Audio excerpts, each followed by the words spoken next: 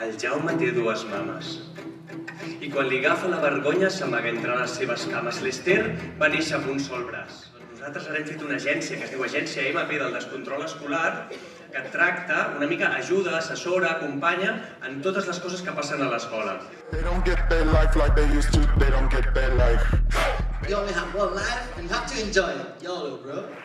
Bueno, el cas és la història d'un adolescent que es diu Carlos, que explica el seu primer amor, però és adoptat i en aquest primer amor passa una cosa que la direm perquè no farem spoiler, i la portem fent 4 anys i en anglès des de l'any passat.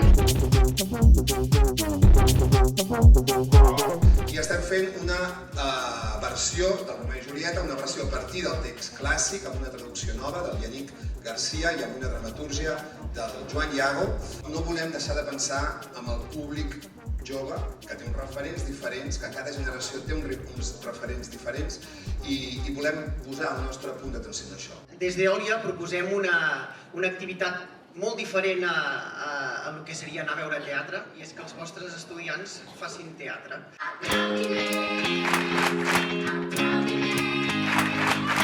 Barba i Mostra és un espectacle familiar. Va ser creat durant la pandèmia perquè teníem la idea de que els nens estaven tots tancats a casa i hi havia un monstre a fora que no els deixava sortir. Oi, el teatre clàssic, què? Què? A més, hauríeu d'empatitzar amb el perro de l'hortelano, perquè això és el que ens passa amb ensenyament, que ni comen ni dejan comer. Intérpretes y técnicos somos 28 personas. 32.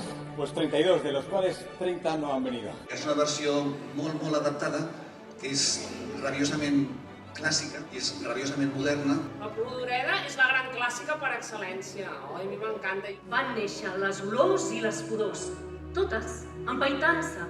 La plaça del Diamant fa 5 anys ja que està funcionant i tenim un espectacle que està funcionant molt bé escolarment. El Pots Petit, un grup de música dedicat a la creació i producció artística per a públic familiar. Les nostres cançons apropen els infants a diversos temes relacionats amb les emocions, els valors de l'amistat, la vida quotidiana. El mètode Bronholm no és el clàssic que deia el Paco, Lope de Vega ni la Rodoreda, però és del Jordi Galceran. I aquesta obra és un ball de realitat sobre la competitivitat en el món laboral. També l'espectacle ens dona eines per reflexionar sobre el paper de la dona i d'altres gèneres en l'empresa i en el món laboral. I o sigui que és absolutament vigent. Crec que podria odiar-te.